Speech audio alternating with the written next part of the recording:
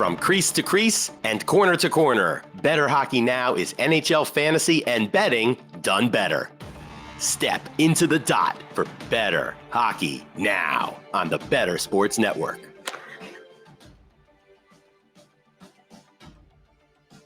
Welcome into the first in-season edition of Bettor Hockey Now here on the Bettor Sports Network and Fantasy Alarm. I'm Adam Bernard, and as always, my line mates to my right and beneath me are Anthony Rivera and Mr. Christopher Morais. Fellas, we've done the mock draft thing all summer long with some betting preview. We hosted a real draft last week, which two of us participated in. Now I feel like, we can put the slippers on. Like we're in podcast form. We're in season form finally. Yeah, man. Absolutely. That draft was a whole lot of fun. I mean, 2 hours of fun. Just you guys were in the draft. I was just sitting there being a spectator and talking as much as I could, but you guys actually were in the draft while doing the podcast. And Adam, you were hosting, you were, producing and being a part of the draft. So I can only imagine, how fun. Well, I want to say how fun that was for you, but that could come with a little bit of sarcasm.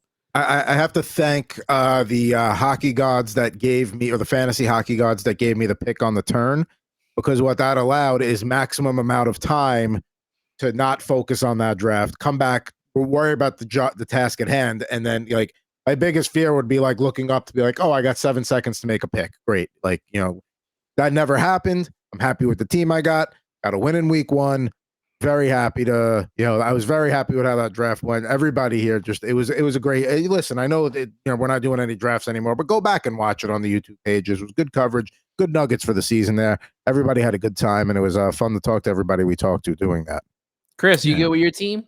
I'm officially 0-1, so I am exactly where I thought I would be, of course. Shout out to Paul's team, who just backed by his strong play of drafting Jack Hughes, who had himself a really good week. Chris Kreider as well had a little bit of fun. His goaltending was good. It was a difficult week for Devin Levi. We are still trusting the process. I think I have come back down to earth. I have reminded every Sabres fan that was hyping me behind the man, it's great that you're here, welcome in, and yes, it's great. And now I reminded them that this is the reality of what it is. I also was reminded that Phoenix Copley is maybe Martin Jones in a different format to this, right? Since Halloween is coming up, the ghost of Martin Jones now may be in Phoenix Copley's body. So it wasn't too bad, but those are those early weeks where you don't get the support that you need. The rest of my team is still pretty good. We just, we didn't close. I've already turned down one trade for Devon Levi. Somebody tried to get him real early, and the trade made sense. It wasn't a bad trade, but I'm like, no, I'm too high on this guy this year for early. It's way too early, and the trade made sense because Marc-Andre Fleury was in the deal, and I have Philip Gustafson, so it's I get it. It makes sense from the handcuff perspective. If I wasn't so gung ho about Levi having a huge season this year, I would have clicked accept like that. But I can't. I can't. I do like when there's thought and strategy put into these trades. They're thinking, they want Devin Levi, but they're thinking for you, do you want that tandem? So I'm jealous that you got a trade offer that made sense. I have gotten garbage in some of the home leagues with the boys. And my new thing now is I just leave it there and hoping that it'll just disappear by itself. Since it's Halloween season, I hope the ghosts just come and pick that offer up and it just goes away without me having to click on no. We're going to be talking a little fantasy focus later. We'll talk some players that maybe want to pick up off the waiver wire early in the season that maybe didn't get drafted but could potentially be on your roster for a long time here the upcoming season. Later on, we'll talk a little Vegas Golden Knights and the start there off to this season, pretty much picking up where they left off. But first, we're going to open up each show with something called Quick Hits here, where we just talk about 3 quick topics here and go around the league. First up for Quick Hits. Now, before we even get to that, all the odds that are going to be provided here are courtesy of FanDuel.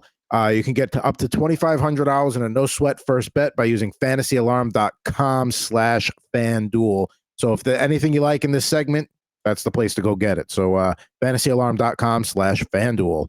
So let's take a look here. And the first one we're going to talk about, Auston Matthews, who got 6 goals on the season in 2 games.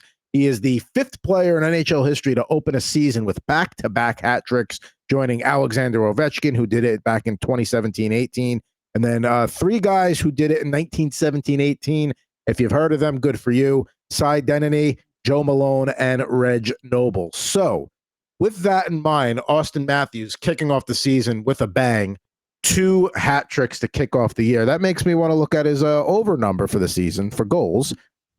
So the over for goals, 53.5 at -120, or the under is 53.5 at -106. And he had 40 goals last season. So, fellas, first, Auston Matthews, the start he's had this year. I mean, that's what Toronto needs out of the gate. That's a good way to start a season. That's a great way to start a season. And despite having Austin in another league, he could not carry my mediocre team to victory. I lost by exactly 2 points that week, so that was crushing.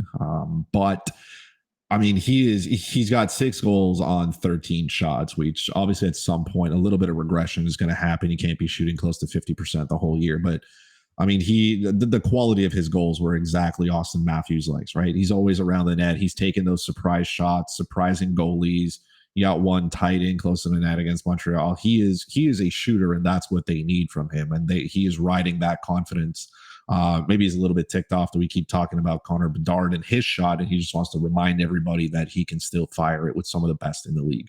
I would bet the under here at that point, since it's got a little bit of a tick over. At some point, he's going to balance out. It's just the way that it is. This is hockey. The Leafs we are at this stage in the Toronto Maple Leafs fandom where we believe that the Stanley Cup is coming at the corner of Young and Dundas. And that's where we are in the season of cycle, right? Some of you live in places where there are no seasons. It's just hot and extra hot. Maybe Florida, you have hurricane season. That's a whole separate one. But for a lot of us here, right, so for myself in Canada, we have officially hit fall. And that's where the Leafs are. They're in the position that they believe that they're winning a Stanley Cup. They believe that they have the most complete hockey team out there. Somebody's going to tell me that Auston Matthews is better than Connor McDavid. So we are just there at that point. But I'm going to pump my brakes a little bit here. If I can get under at almost close to even money, I mean, I'm going to take that. And if I lose it, great. He scored 54 and helped goals. That's perfectly fine. But that's where I'm standing with him. Unfortunately for Chris, 3 of those goals came against his Montreal Canadiens on the opening night of the game. Kind of did them in because they had a nice little lead there. But I do agree with Chris in taking the under. You look at the line of work that Auston Matthews has done throughout his career. He hasn't really gone 82 games except for 2016, 2017. And he only went over 50 goals once, and that was 2021, 2022, when he had that 60-goal season. And then, he go to last season, and he played one more game than he did the previous season where he hit 60 goals, and he had 40. So I'm kind of in the, thought process of taking him around 49 to 52-ish goals, I think. So I'm going to take the under here. I'm right there with Chris, the under at 53.5, -106. I think that's where he lands. I don't think he gets over that. I don't think so. Maybe next season, but I need to see consistency from him getting over 50 goals or right around 49, 50 goals for me to kind of get in line with that. I think he does regress, as Chris said. Not to make this a boring podcast, but agree with the 2 of you in terms of going with the under here. Again, all of you close the DMs. That's it. We're done. We're done. That's it. We can't survive. So, I mean, you look, and don't forget too, he's on a line with Bertuzzi and Marner. So eventually he's going to have to start dishing off when teams start keying in on him a little bit more if he can. I mean, you already key in on Auston Matthews. I mean, he's going to do what he wants, but they'll start focusing a little more on him. It'll open up Marner and Bertuzzi. Like you said, it comes back down to earth. Both of those guys have been 30-goal scorers in their pasts. Listen, saying under 53.5 goals doesn't mean, I think he's only going to get 35 this year. He's going to get between 45 and 50, probably. Mm-hmm. Yeah. It's just 53.5 is it's a nice number. That's a nice number. I don't know if I'm ready to go that high yet. So You got 3 votes for the under 53.5 at almost even money, -106 on FanDuel. So that is the first period of quick hits. Second period, and we are, just to acknowledge the fact that we are recording this a couple hours before the Leafs and the Blackhawks play on Monday night. So hopefully, they do like average things tonight, and we're not like leaving out like a gaping, like, oh, he had a third hat trick in 3 games or something like that. So as we move on here, we're going to go to the Connor Bedard here. Connor Bedard, he has got a goal in his and he had an assist in his NHL debut against Pittsburgh, got his first goal against Boston in a second game, and then he had a point in his hockey night and a Canada debut against Montreal. 3 straight games he's registered a point to open his career. He's, like we said, skating against Toronto tonight, so there's certainly a possibility he can make it to 4 games with that streak. Let's take a look at some. We're going to throw them up on the ticker here just because there was too many to throw in a graphic. But Connor Bedard, regular season goals over 53.5 is -120. Excuse me, I'm sorry. Oh, we're looking at the wrong thing. Over goals 31.5 +100, under 31.5 -128. If you're looking at points, it's over 72.5 at -102 or under at 72.5 at -125. And there's some other Bedard bets there that we'll discuss in a minute. But let's talk about the point total and the goal total. Is there anything that you really like or there between those 4? I already went with the over on Connor Bedard before the season start, and I didn't get that +100. I got him at -115. I still think that is true. Having watched him play against Montreal here, he is a player who loves to shoot the puck. He is averaging close to over 10 attempts per night. Now, they're not all hitting the net, and I think he's good. He is exceptionally talented, but let's not remember there were things that he did against Montreal that you saw that he is an 18-year-old kid, and he's going to learn as this goes on that he needs to, there's certain things. He cannot just torment the league. This isn't the WHL, right? He's not in Regina anymore. These are NHL caliber players, and they are aware because, that shorthanded goal that Sean Monahan scored, that's the shot he missed where he didn't cover the point because he's a forward.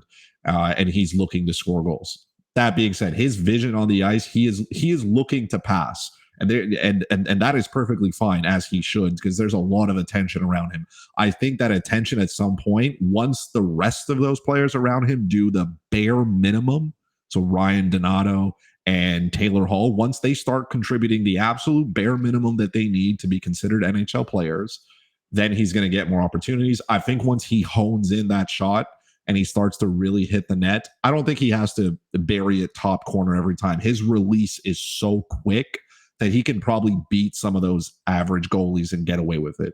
Let's not mistake as well. I mean, he has to play the first 5 games on the road, and he's had, with the exception of the Montreal Canadiens, he's facing some pretty good skill.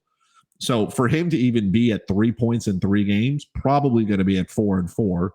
That's a great start to his season. Am I thinking he's going to be a point per game player? No, because the supporting cast is just not there for him. He can't do it by himself. I would much rather go with his goal total, knowing that those attempts at one point, once they really start to hit the net, and he's averaging 6, 7, and 8 shots a game, because I think he can, because nobody else is going to shoot the puck for him. At some point, just the law of averages are going to end up. I think he could probably be a player who hits the net 275 times a year. And I think 300 is asking for it, but it's not out of the question. I don't know if he's a 300 shot guy at 18 years old, but I think he can definitely hit the over 31.5 here. Okay. I'm going to take the under. Excuse me. I'm going to take the under on both. And the points is probably around 69, 70 points I'm taking with him. The goals, I don't know. I know he has a lot of shots on goal, but man, all the defense, they're going to be on top of him. Just like, how the Devils are a target because they've been talked about for so long about being one of the top teams and they got to play to see it.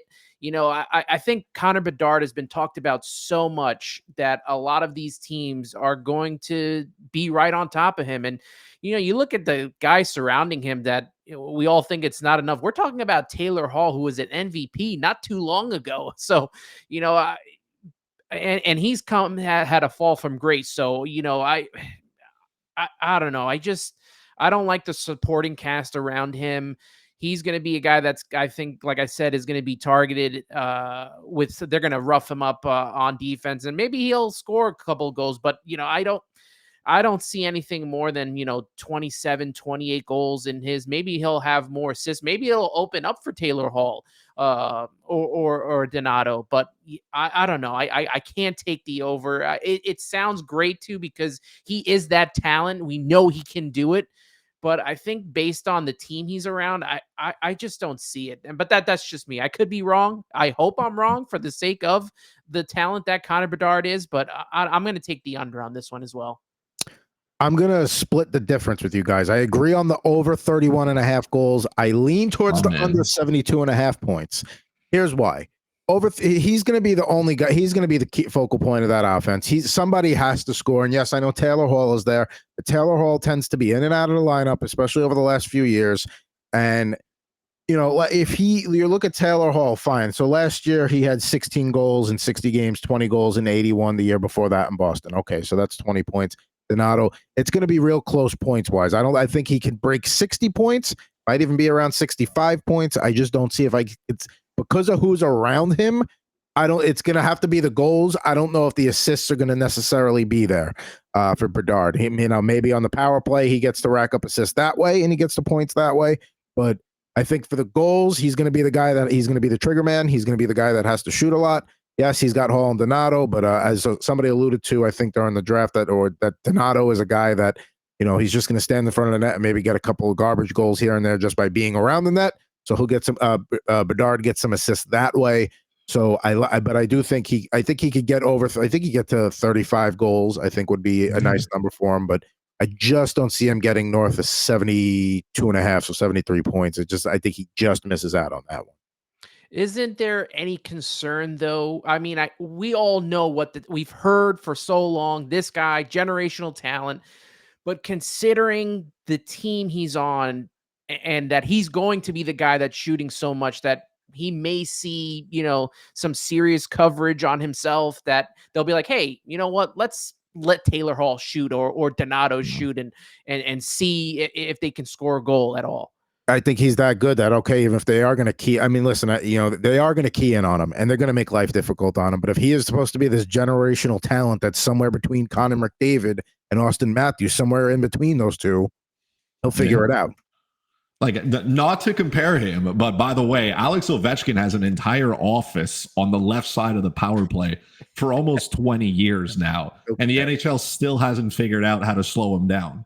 So when you have that kind of shot and that kind of skill, his release is just quick. And it's the same thing with Auston Matthews. Real simple. Take away his time and space. And then you give him a fraction of a second and he burns you. And that's what Connor's going to start to learn. He doesn't have to find the middle of the ice every time. He's going to start firing from different angles to get goalies to start moving, because a lot of his looks are trying to come from that middle of the ice, especially on the power play. Montreal took like a bunch of penalties, and he was just trying to find all of that, in the middle of the ice, which is where he likes to shoot the puck because he's a goal scorer.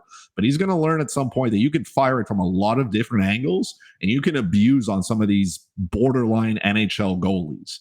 And he's going to figure it out. And you can do as much trying to slow him down as you want, but he's a quick player as well, and he moves. So you can try to limit him, but he's going to find a way to get it done because he just looks like that kind of player. Like, he studies the game. He understands it. He's not going to let people push him and bully him around and hold him back. He has that shot.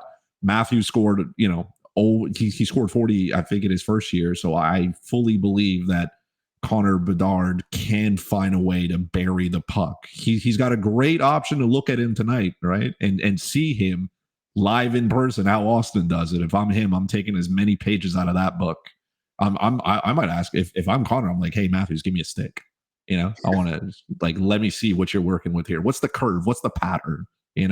What are we working with? What's your real flex number here? The stock ones, is it, if they go in increments of 5, is yours more like 87? What is it? Tell me.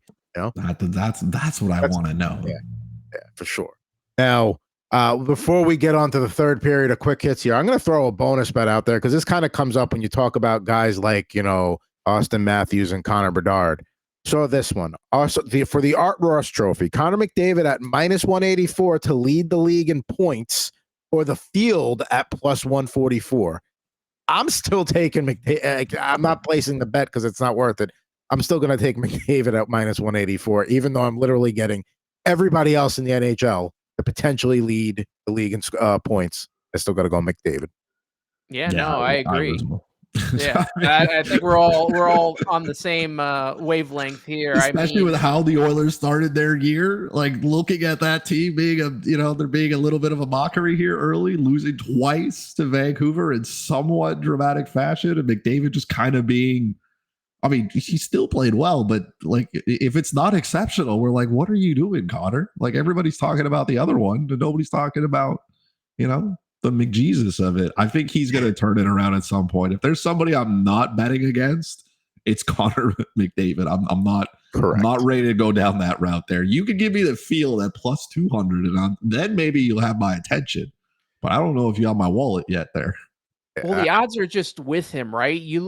Connor McDavid is the best player in the NHL, and he's on an offense that's probably, and it'll come back, that they'll be one of the best offenses in all of hockey. And he's got a defense and goalies that they're going to give up goals. So they're going to have to get goals back. So on top of him scoring, if this team's giving up goals, you're going to have to generate a lot of offense every night. So until they kind of solidify that, defense and that goalie tandem that they have there, this guy is going to score a lot of points. So I see him being that. I would take the minus 184 with Connor.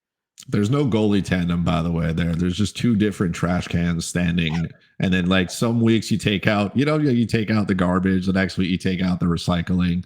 Like maybe the recycling is a little bit better, but depending on what you put in there, it still stinks. You still got to clean the recycling bin. So that's what the Oilers have right now. They have a garbage can and they have a recycling bin, and they just alternate. But in the end, nothing great goes in there. Or maybe instead of recycling, maybe garbage and compost, right? So I don't know if people compost, like that stuff too stings. So it's garbage and compost, and that's what's going on right now. There's just the Oilers look terrible. If you took away all of Connor McDavid's power play points last year, he would still have 82 points at even strength. So, I mean, imagine.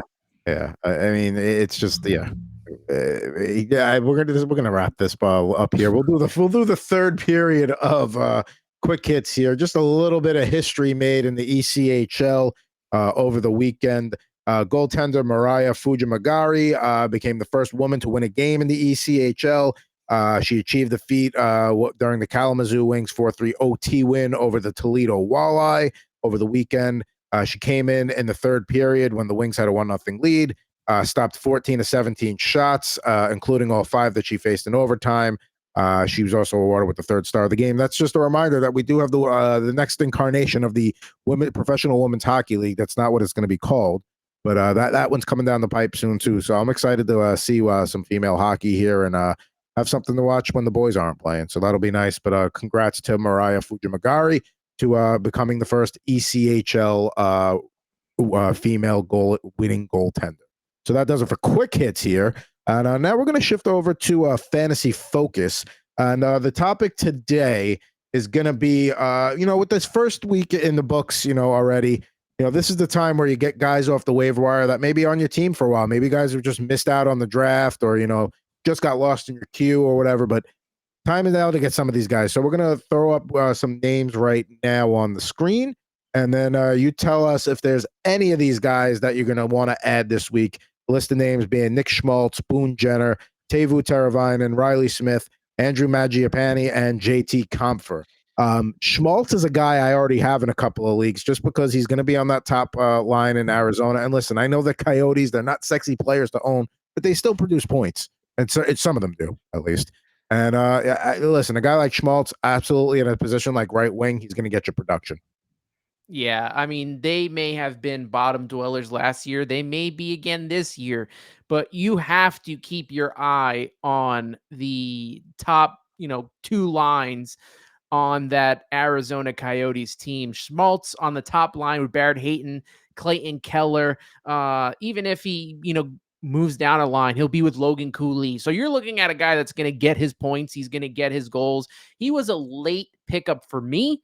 that I got last season to go along with Clayton Keller and have that little stack there. And it helped lead me to a finals and it helped lead me to a championship. So I have a lot of love for Nick Schmaltz. And I saw him this past weekend against the Devils. He tied up the game at 3 before they went to overtime. And that team is a team I'm definitely going to watch. I know they're not a sexy team because of, the whole stuff that happens around them and what's going on in Arizona. But man, they do have a really nice top 2 lines, and it's a team to watch out for. They're not going to be just guys that are going to, die out there on the ice and lose a game. They're going to play hard, and they did that against the Devils, and I expect them to do that all season long. I'm glad that he's here, because in the Fantasy Alarm waiver wire article that's coming out, which was put together by yours truly, Teuvo Teravainen is the cover athlete as well for it. The man has put up 4 goals already. He has a shorthanded point as well. He's got a couple of shots on goal, like 4 goals on 5 shots. We're going to temper the expectations, especially for Turbo. But the Carolina Hurricanes are a good hockey team, and Andrei Svechnikov is still not in the lineup. Turbo's got a shot to be there. He's got a shot to stick there as well. There's space for him if he wants to be there. He's a good hockey player. So if anything, especially the waiver wire, I mean, you got to be looking at that now, because there are players that you can pick up that are going to be on your roster for the rest of the year. Guys who may have not been drafted, especially in those 10-team leagues, 10 to 12 leagues. You can find good players on the waiver wire who are there, who can help you throughout the entire season. They become permanent ads, right? They get called up from the AHL and they never go back down. So to me, Turbo, at least, if he's there, I would pick him up. If anything, it's so he doesn't end up on somebody else's team is going to hurt me. And you can use him as an excellent trade piece, trade bait. If somebody else needs, some help somewhere else, you can use those players, because once you have an abundance of riches, you can maybe just overpay a little bit for something else that you want. But the only way to overpay and to get extra players is to go on the waiver wire, find them, grab them, own them, and then just let them do their thing. So Teuvo Teravainen is the guy that I have already locked in.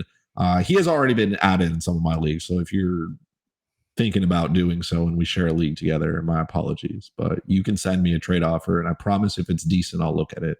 If it's there after 2 days, man, just auto cancel it. I'm not doing it. Yeah.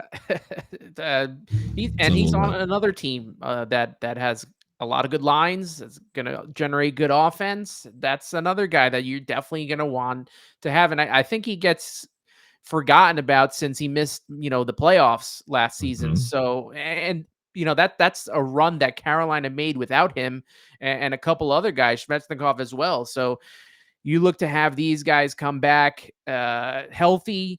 Like you said, 4 goals and 5 shots. That's definitely someone you're going to want to look into during this waiver wire. Just to address the other guys that going along the scroll there that we haven't talked about yet. We all know my feelings on Riley Smith. He's locked in on that second line with Malkin and Pittsburgh. So, I mean, you could do a lot worse and he's on the second power play unit with the Penguins. So, certainly a guy you want to have in the mix there if you're looking for some roster depth. Mangiapane on the top line in Calgary. So, he's going to get some points just by being up there. JT Compher, if you're in a banger league, it's not a sexy ad, especially with the Red Wings, but the guy wins faceoffs. He does everything else, and he's going to get minutes on a team like Detroit. Boone Jenner, I feel like he is what he is. What you're going to get with him. So if what he's brought to the table the last few years is what you need, great, but I'm not getting too excited about that yet, because he's had opportunities to be the top center in Columbus in the past, and he has been, and he produces. But if it's a deep league, maybe you get him, but in a shallower league, I'm not looking at him.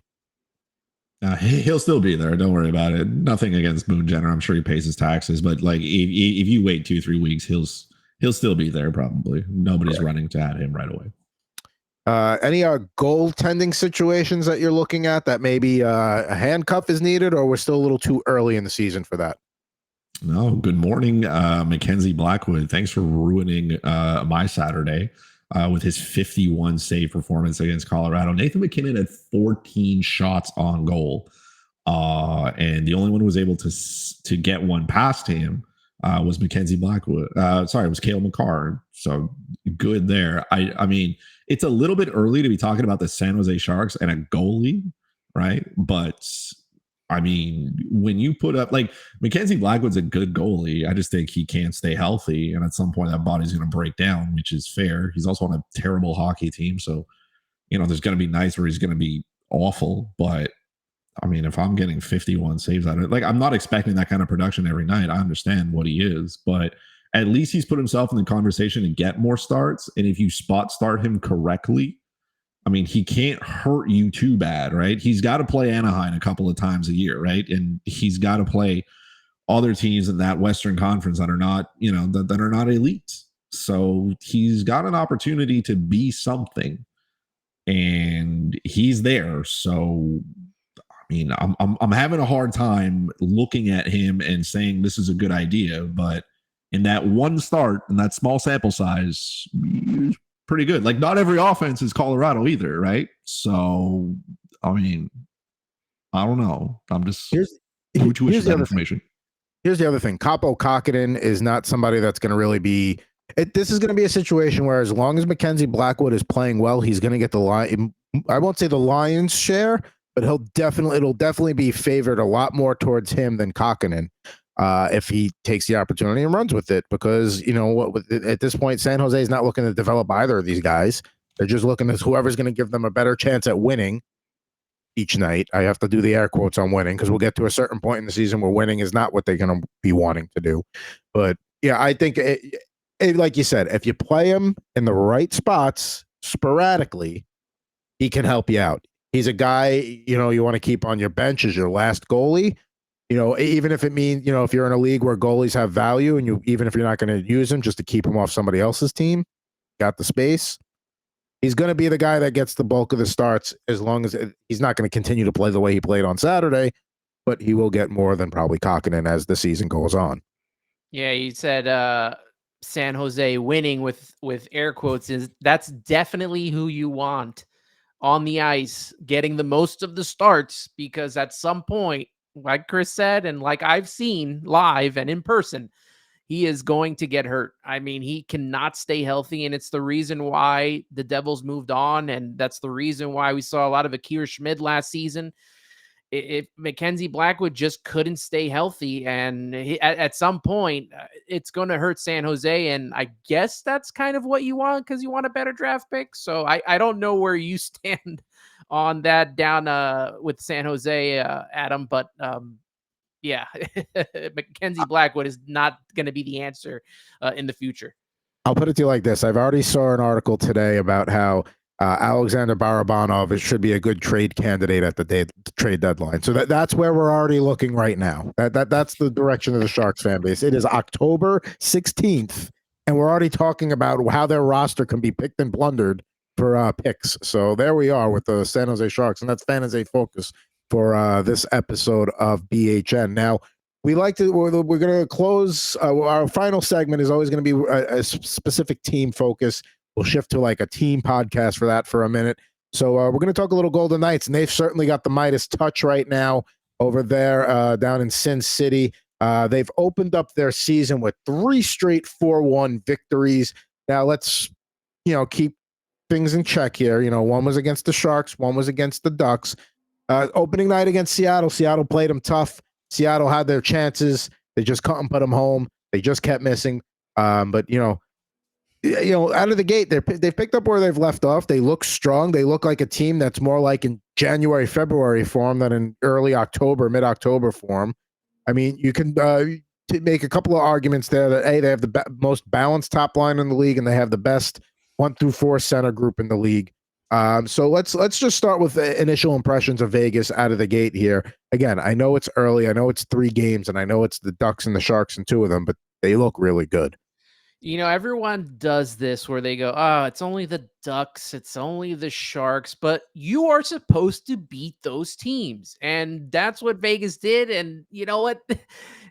Good for them, right? I mean, you need to beat those teams. You're the Stanley Cup championship. You should be beating those teams. I saw it on Friday with the Devils losing to Arizona. They should have beat Arizona. For all the hype they've been getting, you have to beat Arizona, and they didn't do it. So I'm pretty sure with the Rangers too, it must have been frustrating losing to Columbus. I mean, though that Columbus is not they fell to the bottom of the barrel last season. These are teams that these guys should be beating, because there's going to become a point in time where points are going to start to matter as we get closer to the playoffs. And if you don't have enough of those points because you didn't beat the teams you should be beating, then that becomes frustrating. But it's a good start for them. I don't know, especially outside of them winning, how about the way that they introduced that banner? That was cool. How Vegas. To expect anything less from Vegas? I mean, go to like a November regular season game and the intro feels like it's a playoff game. So, I mean, for them winning a championship, I mean, they probably could have done more. They probably scaled it back a little bit from what they did.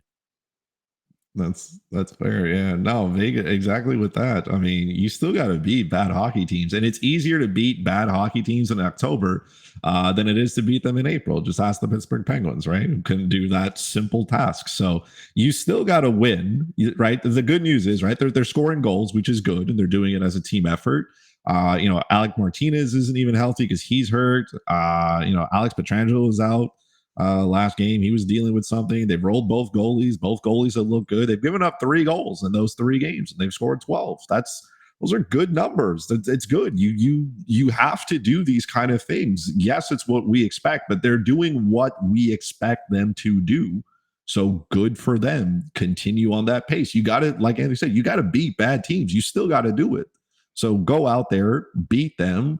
Don't let them have any type of offense. I mean, San Jose had no life to them. I had taken for that game, I had put Vegas -2.5 because I thought the 1.5 was just free money. So I was like, well, let's get a little bit of juice and then let's get a little bit of plus money out of it.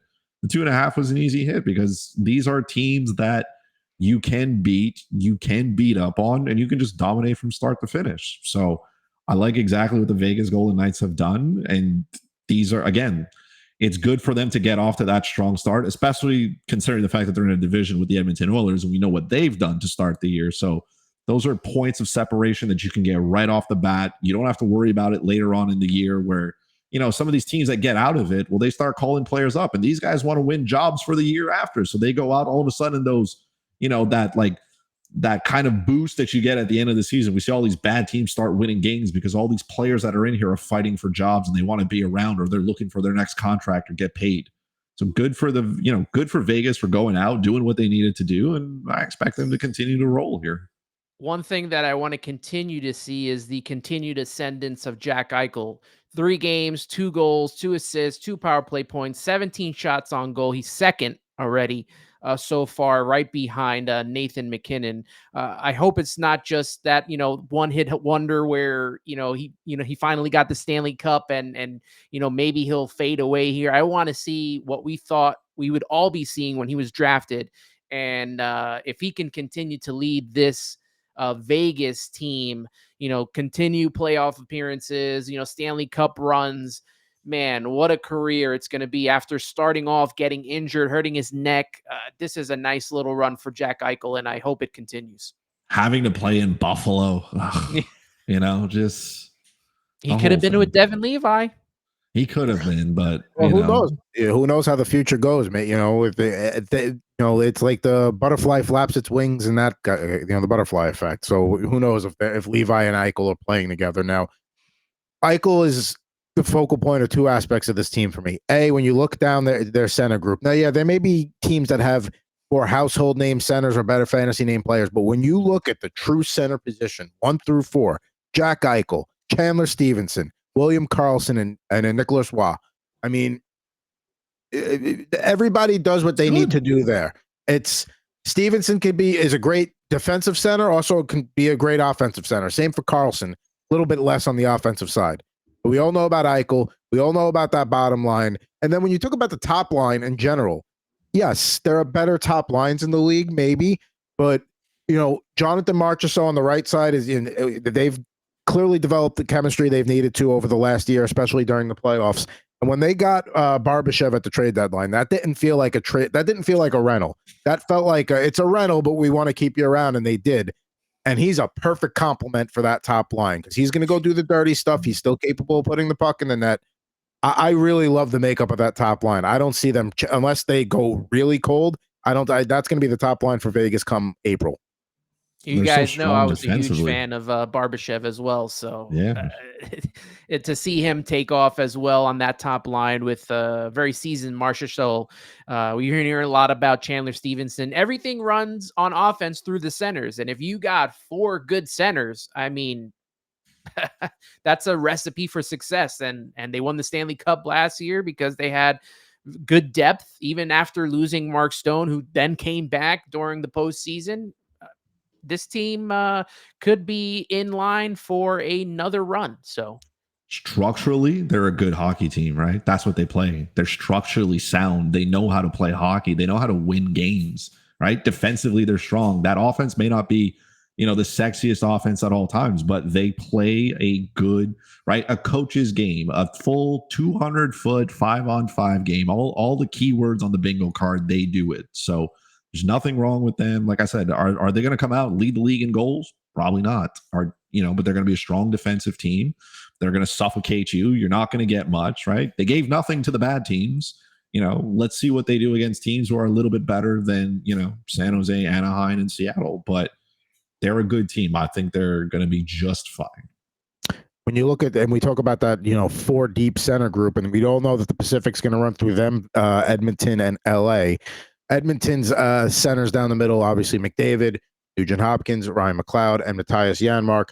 Not Vegas, but that's still pretty good. 1 through 4 there. That's getting their job done. And, the Kings right there are probably right there behind them with Kopitar, Pierre-Luc Dubois, Philip Deneau, and Blake Lizotte. So that's another group of 4 down the middle. That's nothing to sneeze at. So, I really hope Vegas and the Kings meet up in the playoffs this year as the way they're currently constructed, because they kind of are mirror images of one another, where they have the rotating goalies. They're deep down the middle. They've got some talent on the wings.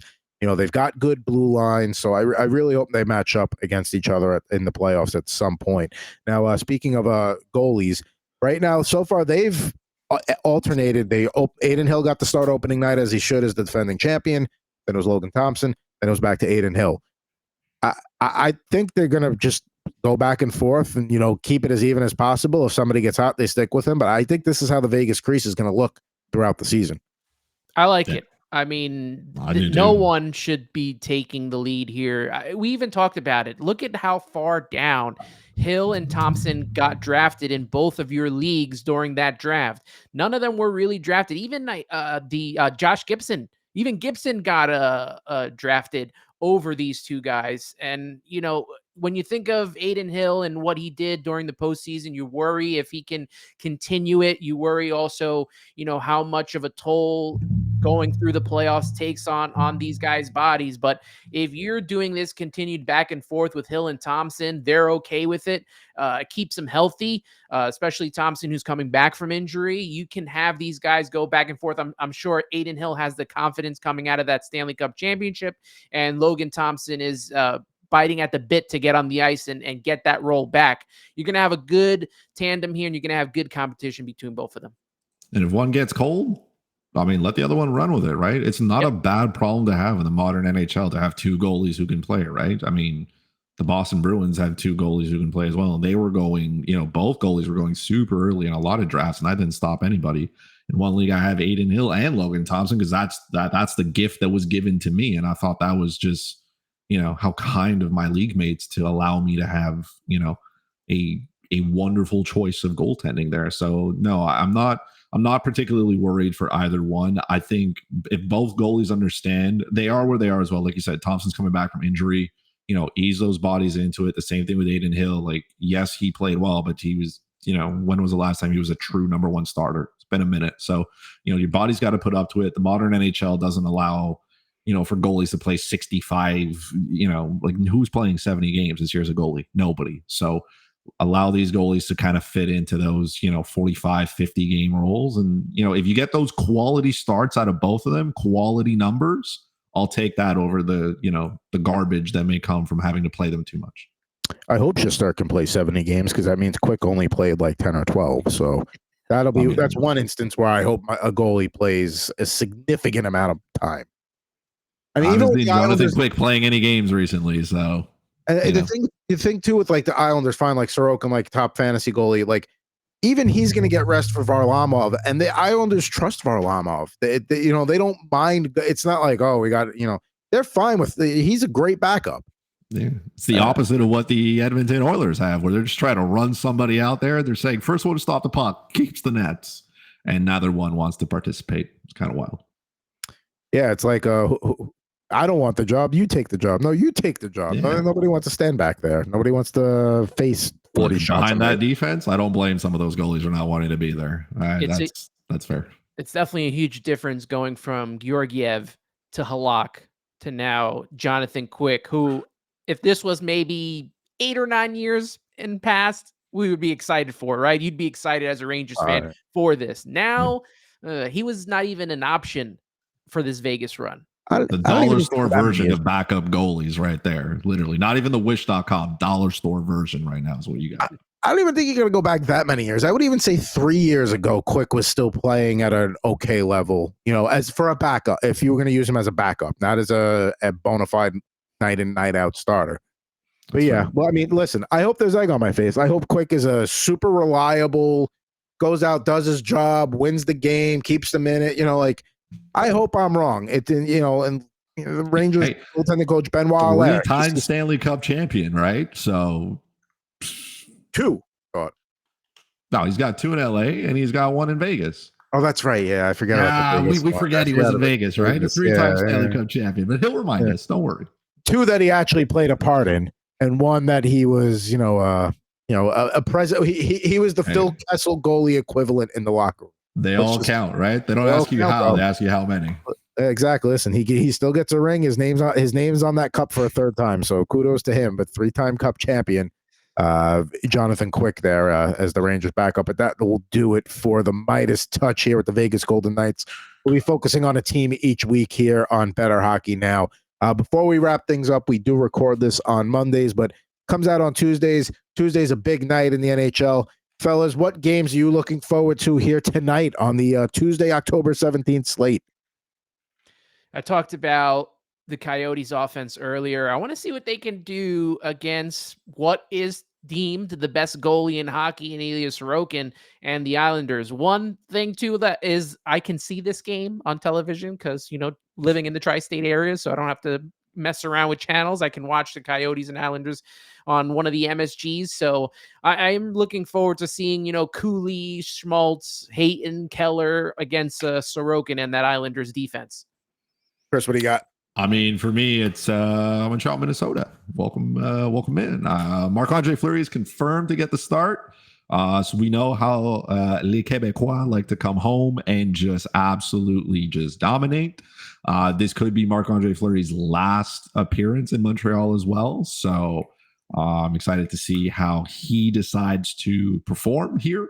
I'm hoping it is more of the latter where when he was in Vegas and he came in here during that playoff run and he wasn't very good and he let in a whole bunch of goals. That's what I'm looking for here. I also want to see if Minnesota is the real deal or not. I mean, they were good in game, they were good in their opener. They got shelled in Toronto. I want to see how Montreal looks. Kirby Dach, ACL, MCL injury apparently. So he's gone for a minute. So that moves Alex Newhook to the middle of the second line. I want to see what Newhook can do with maybe a little bit more responsibility. I want to see how Montreal's center core can handle that. And I also just want to keep watching Cole Caulfield do things because I'm continuously reminded that his over-under in goal totals was 31.5 on every book that I could find. And he was going outside the top 100 in so many fantasy hockey drafts. And the kid has just come in and reminded everybody that he's him. He's that guy. He's the guy who shoots. He's the guy who scores goals, So I'm just excited to watch Cole add another goal total, another one to the 40 plus that he will score this year. He's down 2. If I think he hits 40, which is what I had projected, he's 38 away. So there you go. He's getting there. Time will tell. Lightning Sabres is one I've got because, after Tampa Bay won on opening night, they did have to kind of fend off a late rush by Nashville there to get that victory. They've lost both games since. Listen, they're without Vasilevsky, and, we talked about how we didn't even know who the backup was when the news broke. So we'll see if maybe, goaltending becomes an issue for them if they can't, overcompensate for it. And Buffalo looking for their first win of the year. So So, I think that could be an interesting matchup. And then you got Kings Jets, obviously big trade in the offseason with Pierre-Luc Dubois, Gabe Vilardi. I feel like this game has very high tit for tat potential, very back and forth. Maybe not even high scoring, but just, I think there's going to be a spirited game between the Vancouver and the Kings tonight. So we'll see what happens up there. But that'll do it for the first in-season edition of Bettor Hockey Now here on the Bettor Sports Network and Fantasy Alarm. For Mr. Christopher Morais and for Mr. Anthony Rivera, at Ant Rivera 86, at Fuzzy Chris 91, I'm at Pucking Thoughts, Adam Bernard. We'll be back with you next Tuesday here for another edition of Bettor Hockey Now on the Bettor Sports Network. Bettor Hockey Now is on the Bettor Sports Network.